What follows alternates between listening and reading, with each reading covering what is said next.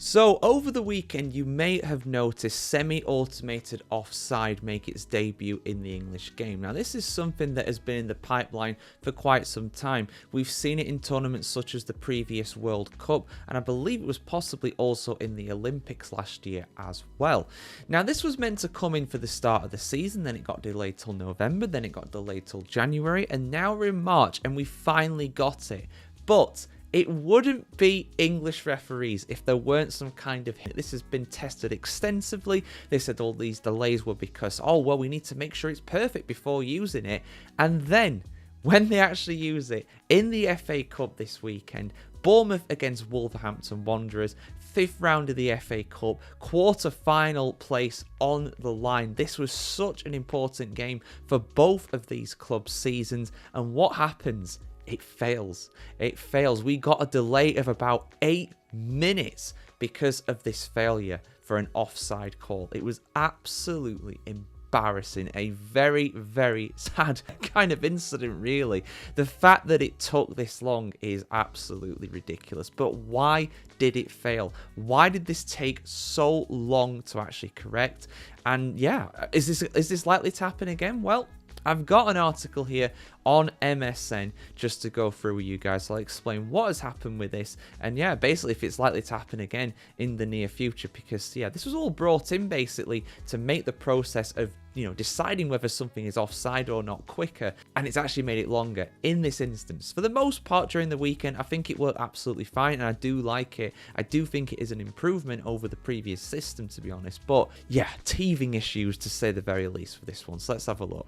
Fans were outraged during Bournemouth's clash with Bournemouth after VAR caused an almost 8-minute delay following an issue with the semi-automated offside technology. Dean Huijsen and Milos Kerkez combined to double the Cherries' lead in the 34th minute when the latter's header was deflected off Huijsen on its way over the line following a deep corner. Initially, there was a VAR review to determine whether the ball struck Huijsen's arm and if the goal should have been ruled out for handball. This lasted about a minute or so before the real controversy began. The VAR then began to check for an offside and planned to deploy semi-automated offside technology for the first time in English football. The technology was available for use in Aston Villa's game against Cardiff on Friday night, but was not called into action until today. In a disastrous moment for the FA, the semi-automated offside system was not working, meaning the VAR had to go back to the old-fashioned line drawing method to determine whether Huijsen was offside. The S website said that semi-automated offside decisions should take approximately 30 seconds.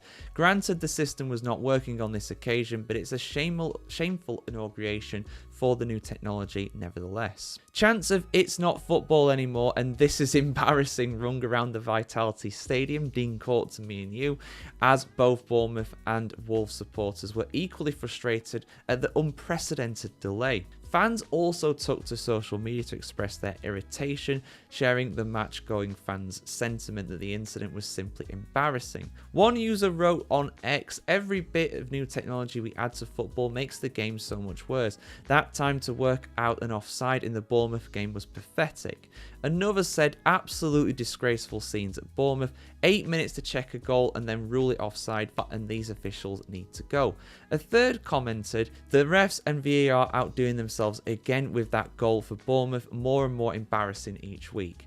The semi-automated offside technology was also in use throughout last summer's European Championships and uses optical player tracking and virtual graphics to help provide a more accurate placement of the offside line.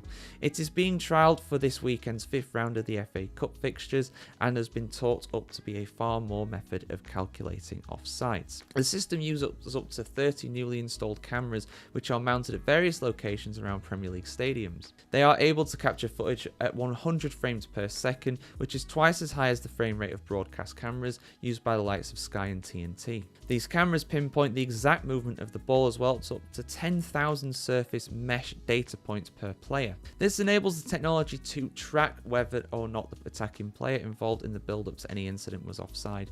These are then flagged automatically in SAOT software to use the video assistant referee, and SAOT operator. What part of the systems exactly failed in Bournemouth's games against Wolves is currently unknown. So, yeah, all right. Typical Daily Mail, I'll say that much there. I did think that article would have the answer as to why it failed. So we don't actually know why it failed, we just know it failed, basically. Yeah, 8 minutes. 8 minutes. Like, even if your system fails, which I am absolutely, that happens, right? Mistakes happen, especially with a new system like this. We've seen these teething issues with VAR in general when it first came in about 5 or so years ago into the Premier League. But you can't have 8 minutes of stoppage time, right? Let's allow for the 30 seconds to check, or the minute or whatever it was to check the handball, and then a minute for the offside. It should take a minute to do an offside, if that. If you're drawing the lines manually, it should not take that long. 8 minutes. That is laughable. That is a long time. So yeah, there we go. On the whole, it has worked. I mean, Nottingham Forest against Ipswich, there was an offside goal in that one, I'm pretty sure, and it worked fine then. So the system works most of the time, but some of the time it does not, and when it doesn't, it's a bit embarrassing. So clearly, a bit of work has to be done, and those VAR officials, 8 minutes, man, I'm sorry, but that is unforgivable. That is so long. That is such a long time. But what do you guys think? Do you think this semi-automated offside system is actually a good thing for football once they actually make it reliable? I don't remember having these issues at the Euros. I really don't. Yeah, let us know your thoughts in the comments below, guys. It's a bit of a laughable state the VAR officials and the FA and everything like that has got themselves into yet again. But are we surprised? Are we really that surprised? No, it would have been surprising if everything went perfectly the first time. But yeah, your thoughts in the comments below. Like, share, comment, subscribe as always to thefootballchronicle.com to see much more content just like this. And yeah, have a great day, guys. Have a great week. See you very soon.